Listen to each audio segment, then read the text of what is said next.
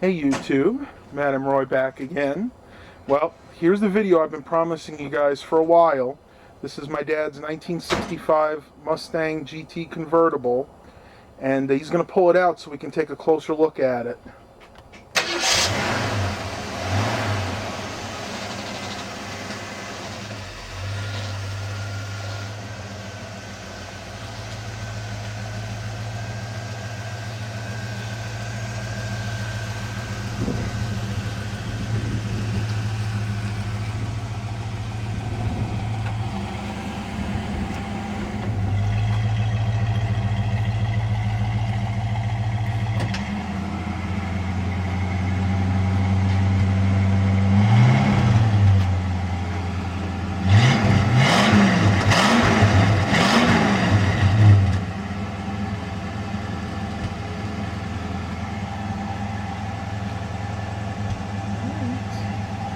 Do a quick walk around. You see it's got this nice little roof rack that's all original to it, or trunk rack in this case.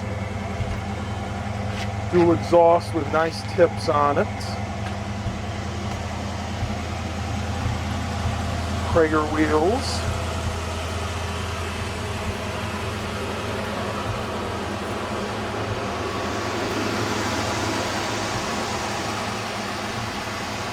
And my dad will explain a little bit more about the car.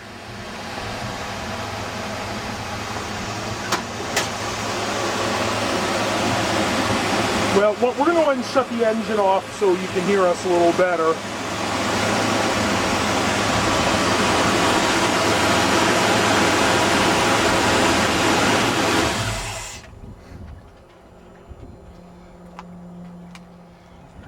It's a 1965, not a true GT, but it's got the GT badges on it. It's got a 289 high performance, not the highest, but the mid-grade. Got 4-barrel, and they use a premium fuel. Changed a lot of parts with the chrome. Detailed the engine compartment out. But basically, stock 289 high performance with a 4-barrel. Otherwise, pretty much a stock Mustang. Changed the wheels on, put 15-inch Kragers on with GT radials, BF Goodrich, which is the thing nowadays. Makes the car look cute. Take them off further back to see the whole thing.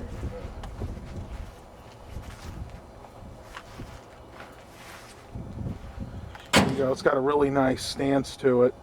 Dad's actually had this car for about 8 years now. Just about got it perfect.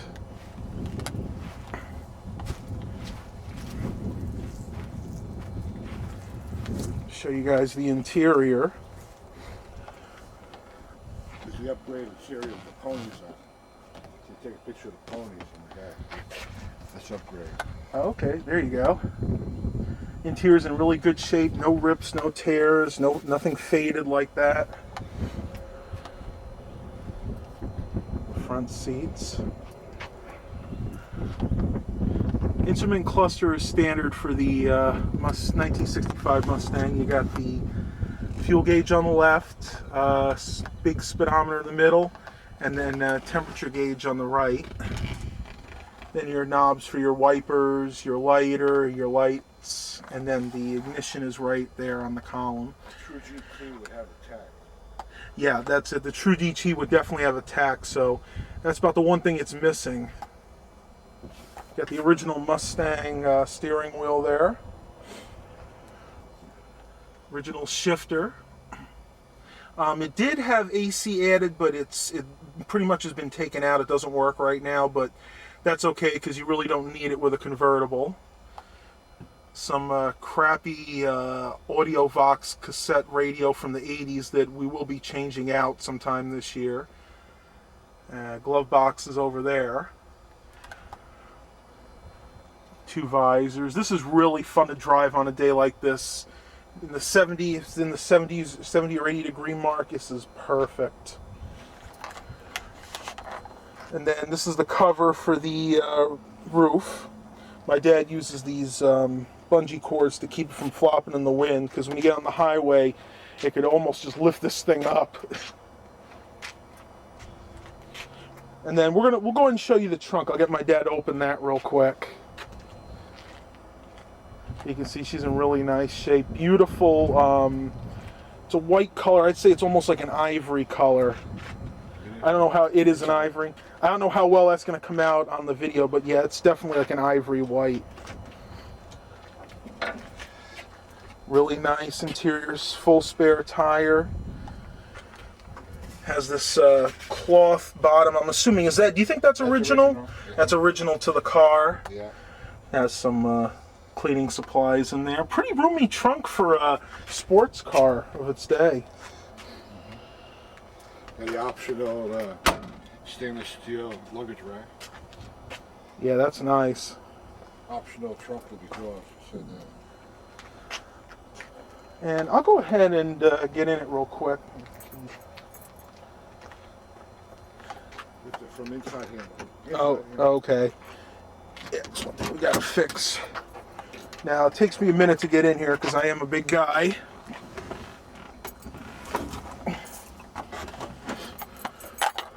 Here we go. And these are the heater controls. I always thought these were really neat on the Mustangs. Very space age, but of course that's what was popular back in the 50s and 60s. That's for heat, temperature control. That's your on and off, and then this is to control your fan speed. Now, let's go ahead and start it real quick. I'll get the right key here. Okay, it's been a while since I started this. Let's see. There we go. Give it a few more revs here.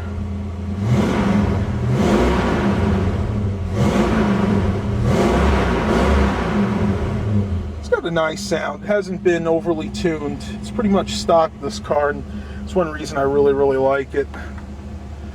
Got the day and night mirror here, the switch. You just turn it to go from day and night, just like that. Front windows have a nice little tint to them. You definitely need that when you're driving, especially with the top down. Close up of the handles. There's your handle for the door, and then your handle for the window. The wind wings here have that little clasp that shuts them in. Not like some of the later cars actually had a separate crank for them. But as you can see, the carpet's in really, really nice shape. It was actually replaced, the carpet in here, probably about 10 years ago. Here's the shifter. You have park, which it's in now, reverse, neutral. Oh, I'm sorry, I didn't do that. There's reverse, neutral. Then you have drive, which is like this little dot here, and then the drive's over here. I think that's kind of neat. You have second gear, and then you have low, which is what they used to use back then for first gear. Now, this car does have power steering, but it doesn't have power brakes, so you really got to push on it. I mean, it's not terrible, but for somebody who's never driven a car without power brakes, it's definitely something you have to get used to. Let's go ahead and shut it down. Show you guys the glove box real quick. It's a little messy right now, but definitely has good storage. It does have a light in it. I can't tell if the bulb's good right now or not because it's too bright out. A little Mustang logo on the side there. Your cigarette lighter and tray is here, but I'm not sure how it opens. I think it doesn't open anymore because this is in the way. That's actually the cigarette lighter right there, so I think that's just the tray. There's that little crappy old Audio Vox cassette player. Oddly enough, this does still work, but the sound quality is just atrocious. So I think we're going to replace this with a Pioneer CD player that my dad has in the garage. Definitely get some good tunes. The speakers were upgraded not too long ago. As you can see right there, those are actually Clarion speakers. There's one on each side. And then you're not going to be able to see it, but down there where you'd have the normal vent, they also replaced the speakers. So you have 2 speakers down in the front and 2 in the back. So this is actually a true 4-speaker system. Exit the vehicle. Here's the back seat. Not a lot of leg room back here. This is pretty much good for children only. My mom tried to sit back here once for a short trip when it was the three of us. Forget it. She had to sit sideways because there's hardly any leg room in this car. I'll go around one more time for you guys.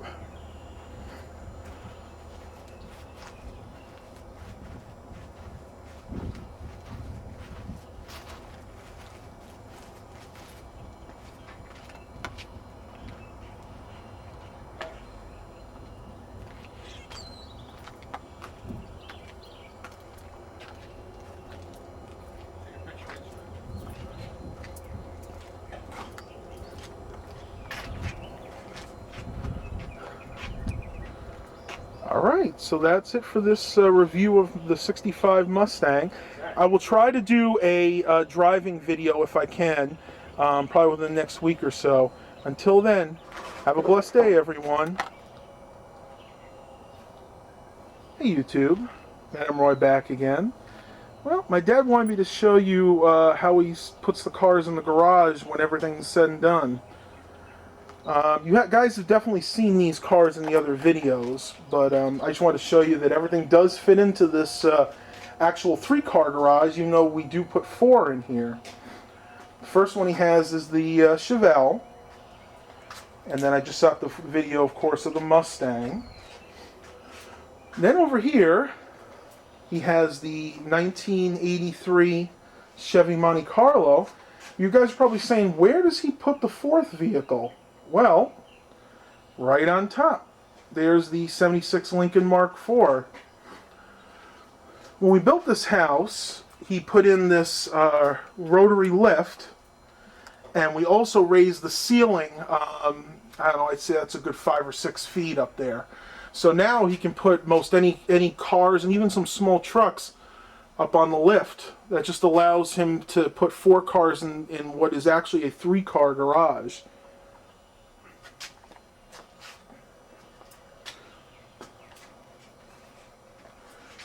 Yeah, this is his line from when he used to have the GTOs. And then, of course, the Mustang will go right over here. So, again, 1, 2, 3, and then 4. And that's my dad. I know I didn't show him in the other video. Say hi to everybody on YouTube. Hope you enjoy the cars like I do. All right. Well, that's it, everybody. Have a blessed day.